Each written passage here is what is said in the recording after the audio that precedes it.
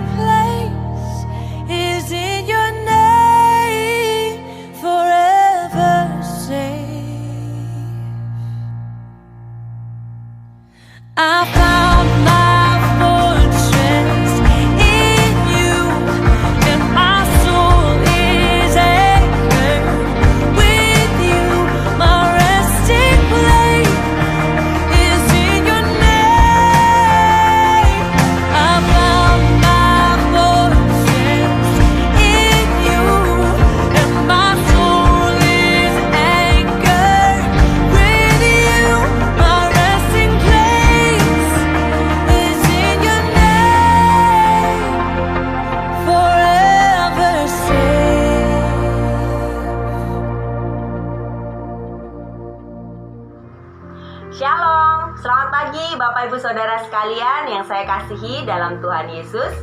Saya senang sekali bisa menyapa Bapak dan Ibu dimanapun saudara sedang berada. Mungkin saat ini sedang di rumah, dalam perjalanan, mungkin juga di tempat kerja, atau mungkin sendirian atau bersama keluarga. Bapak Ibu Saudara yang saya kasihi, izinkan pada pagi hari ini saya membagikan devotion dengan tema Tuhanlah Gembalaku. Bapak Ibu yang dikasihi Tuhan, sederhana saja. Ayat firman Tuhan yang ingin saya bagikan terambil dari Mazmur 23 ayat 1 sampai dengan ayat yang ketiga. sebuah mazmur yang sangat terkenal, paling sering dikutip oleh orang dan paling banyak di-highlight di Alkitab. Mari izinkan saya membacakannya dimulai dari ayat yang pertama. Ayat pertama berkata, Tuhan adalah gembalaku, takkan kekurangan aku. Mazmur 23 ini dibuka dengan sebuah ayat yang sangat melegakan. Dikatakan Tuhan adalah gembala kita dan kita tidak akan kekurangan. Ini adalah janji Tuhan. Ayat ini berjanji dengan begitu jelas. Selama kita menjadikan Tuhan sebagai gembala kita, kita tidak akan kekurangan. Selama kita memposisikan Tuhan sebagai gembala, kita tidak akan kekurangan. Kita tidak akan kekurangan makan, kita tidak akan kekurangan jalan keluar, kita tidak akan kekurangan ide, dan bahkan kita juga tidak akan kekurangan penghiburan. Kita tidak akan kekurangan dalam hal apapun. Mazmur 23 ini di ayat 1 menggambarkan metafora hubungan kita dengan Tuhan, disejajarkan dengan hubungan domba dan gembalanya. Tuhan sama dengan gembala dan kita umatnya sama dengan domba. Saya pernah bertanya, kenapa kok domba? Kenapa kita disamakan dengan domba? Mohon maaf loh, sebelumnya, asal saudara tahu, menurut penelitian domba bukan binatang yang pintar. Domba tercatat sebagai salah satu binatang terbodoh yang pernah ada. Saudara tahu, domba tidak bisa berjalan lurus. Dia akan jalan belok-belok tanpa tahu dia sendiri sedang menuju kemana. Saudara tahu, pernah diadakan suatu penelitian yang saya baca, seekor domba bahkan tidak bisa menyadari ada lubang di depannya. Domba itu akan terus-menerus mengikuti domba di depannya, sehingga sekalipun domba pertama sudah jatuh ke jurang atau ke lubang, domba kedua, ketiga, keempat, dan bahkan seterusnya akan terus ikut jatuh di lubang yang sama.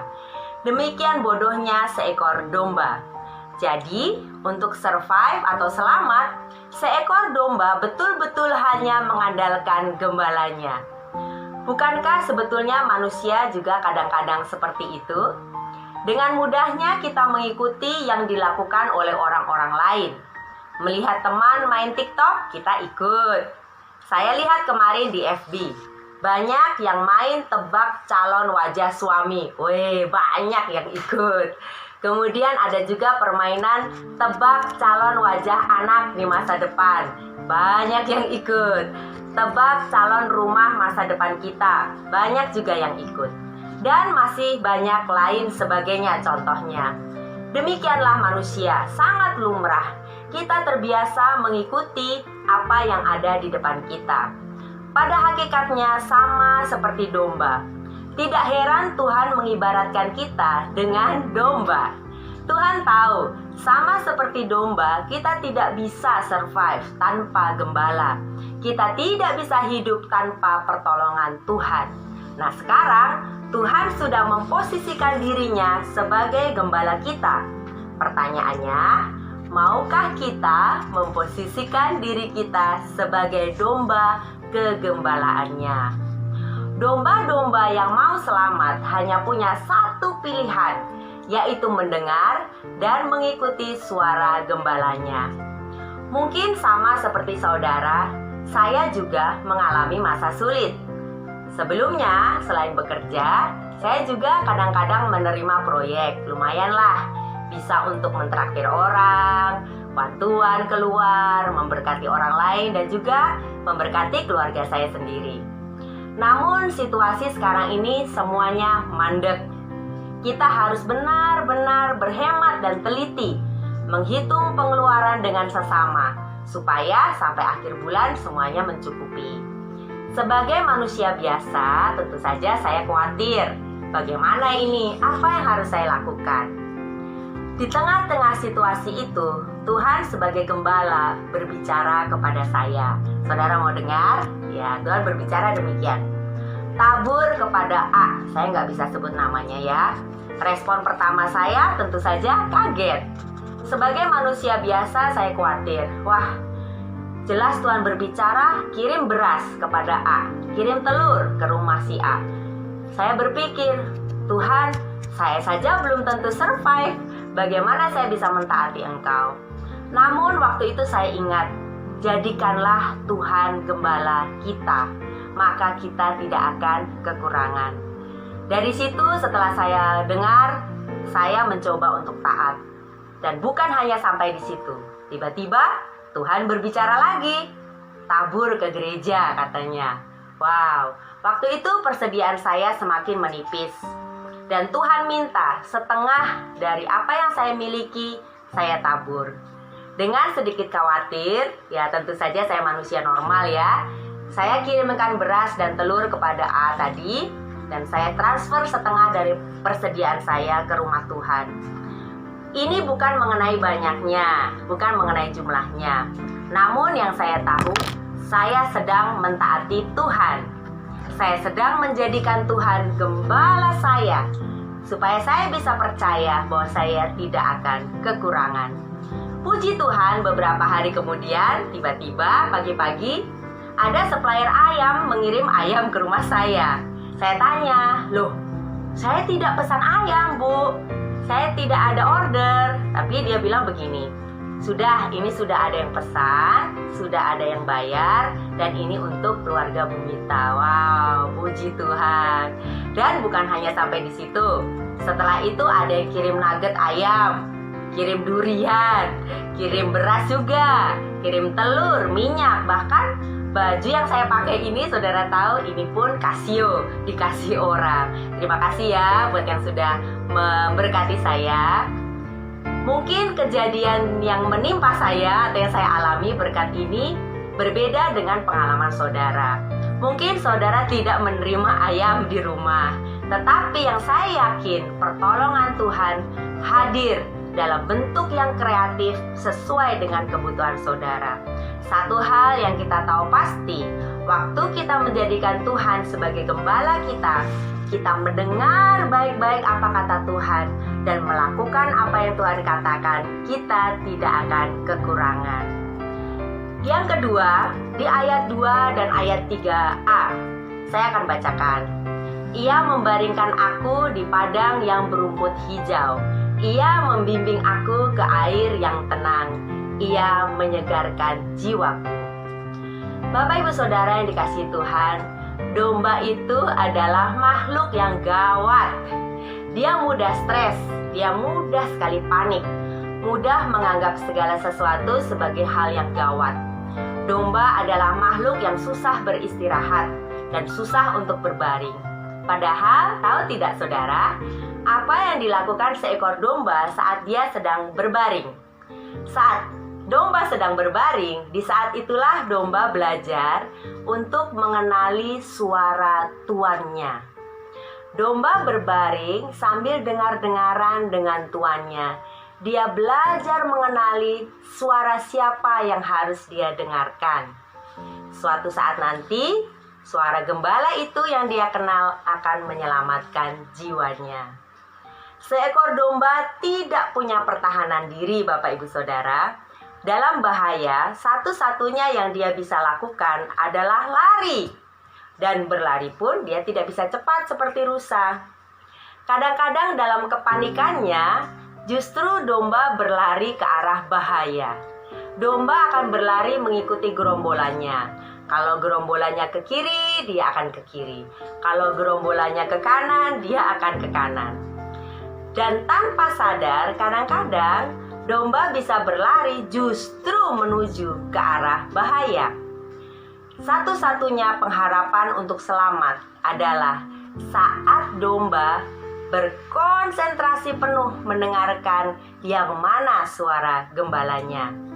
Hanya domba yang mengenal suara gembala, yang tahu arah yang benar kemana dia harus menyelamatkan diri. Bapak Ibu Saudara yang dikasihi Tuhan, saya juga belajar dari ayat ini. Tuhan sudah menyediakan tempat pembaringan. Tuhan sudah menyediakan rumput yang hijau. Tuhan sudah menyediakan air yang tenang. Pertanyaannya, maukah kita berbaring? Dari ayat ini Tuhan katakan, jangan panik, jangan stres, jangan gawat seperti domba. Tuhan mau kita berbaring dalam hadirat-Nya. Tuhan mau kita spend time, menghabiskan waktu bersama Tuhan untuk belajar mendengar frekuensi suaranya. Tahukah saudara, dalam 10 perintah Allah, ada satu perintah yang paling panjang di antara yang lain. Saya sebutkan ya, rata-rata satu perintah dalam 10 perintah Allah itu habis dalam 1-2 kata.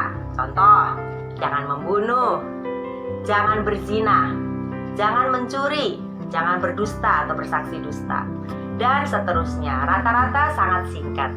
Tapi ada satu perintah yang terpanjang. Bahkan Tuhan sampai menuliskannya dalam 4 ayat berturut-turut mengenai satu perintah. Perintah itu adalah apa? Saudara mau tahu? Kuduskanlah hari Sabat.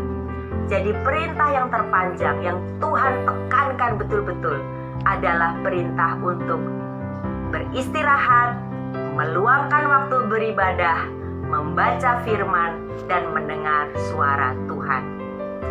Bapak, Ibu, Saudara yang dikasihi Tuhan, penting kita berusaha untuk bekerja, penting untuk kita mencari peluang, penting juga untuk kita memasak mungkin, melamar pekerjaan, berjualan online. Namun tidak boleh dilupakan, kita juga harus menyempatkan waktu untuk beristirahat di dalam hadirat Tuhan, belajar mendengarkan suaranya. Agar apa saudara? Agar kita jangan salah melangkah. Ada satu kawan yang saya kenal, kami sama-sama guru dan dia bekerja di sekolah yang lain. Di sekolah tempat dia bekerja tersebut dia dibayar per jam kedatangan. Kalau dia datang, dia dibayar. Kalau tidak datang, dia tidak dibayar. Cukup lama saya berkawan dengan dia, sampai akhirnya saya tahu dia ternyata masih menyimpan kepahitan dengan masa lalunya. Dan kemudian kita one on one. Dalam masa istirahatnya, dia belajar untuk mulai mendengarkan suara Tuhan. Dia belajar untuk mentaati suara Tuhan. Dan satu hari Tuhan berbicara untuk dia mengampuni mereka yang bersalah kepada dia. Demikianlah dia belajar untuk taat kepada kebenaran firman Tuhan. Dan dia mengampuni orang yang bersalah kepada dia. Pada awal Februari yang lalu, teman saya ini melihat suatu lowongan pekerjaan. Suara Tuhan yang sama, yang telah menyuruh dia untuk mengampuni, mendorong dia untuk melamar ke pekerjaan yang baru. Dan dia pun taat. Padahal tempat kerja yang baru itu jaraknya 20 kilo lebih jauh dari tempat tinggalnya yang sekarang. Namun dia sudah belajar untuk beristirahat, mengenal suara Tuhan dan mentaati suara Tuhan. Dia pun taat. Dia melamar ke sana dan akhirnya dia diterima. Sebuah pekerjaan dengan gaji yang tetap, menjadi pegawai tetap, dan bukan dibayar per kali datang, tetapi dibayar per bulan. Siapa yang menyangka? Bulan berikutnya, Corona melanda Indonesia, termasuk Bali. Dan dia pun selamat. Sampai saat ini dia tetap digaji, menjalankan aktivitas dari rumah dengan penghasilan yang tetap 100%. Seandainya teman saya ini tidak pernah punya waktu mengenali suara Tuhan, mungkin dia tidak akan selamat. Nasibnya tentu akan berbeda. Di pekerjaan yang lama, karena sekolah libur, pasti dia tidak akan mendapatkan gaji. Sungguh, beristirahat di dalam hadirat Tuhan bisa menyelamatkan kita dari keputusan-keputusan yang salah. Bapak, Ibu, Saudara yang dikasihi Tuhan, kita pun sama seperti domba. Kita harus menyempatkan diri untuk mengistirahatkan pikiran kita dan mengambil waktu untuk berdoa dan berusaha untuk mengenal suara Tuhan, suara gembala kita, dan mentaatinya ketika dia berbicara. Kesimpulannya, biarlah Tuhan menuntun kita di jalannya yang benar. Jalan Tuhan yang benar akan menjamin kita bukan hanya selamat, tapi juga berkemenangan di masa yang sulit ini. Tadi saya sudah membagikan sekelumit kisah-kisah kecil dari kesaksian-kesaksian. Masih ada kisah-kisah kesaksian yang lain. Dan bahkan saya percaya saat saudara belajar untuk mengandalkan Tuhan, menjadikan Tuhan sebagai gembala, tahu bagaimana mengenal suara Tuhan, dan berjalan dituntun oleh Tuhan di jalan yang benar, saya percaya saya akan mendengar kesaksian-kesaksian yang dahsyat dari kehidupan saudara dan juga saya di kedepannya. Mari kita berdoa. Tuhan, kami sungguh mengucap syukur firman-Mu sudah mempersiapkan kami, Tuhan. Bukan hanya pada saat situasi terasa enak, tapi juga pada saat situasi mungkin di mata kami sepertinya tidak enak atau buruk keadaannya. Engkau sudah mempersiapkan kami. Terima kasih ya Tuhan untuk janji-Mu. Engkau adalah selamanya menjadi gembala kami. Pada saat kami memposisikan diri kami sebagai domba-Mu, maka kami tidak akan kekurangan suatu apapun yang baik. Kami percaya Tuhan, mulai dari hari ini kami berkomitmen untuk mendengar suara-Mu berbicara, mentaati Engkau, dan kami mengucap syukur hidup kami akan senantiasa dituntun dalam jalan yang benar, sehingga kami bukan hanya selamat, tapi juga berkemenangan di dalam situasi ini Tuhan. Di dalam nama Tuhan Yesus kami berdoa. Amin. Tuhan memberkati.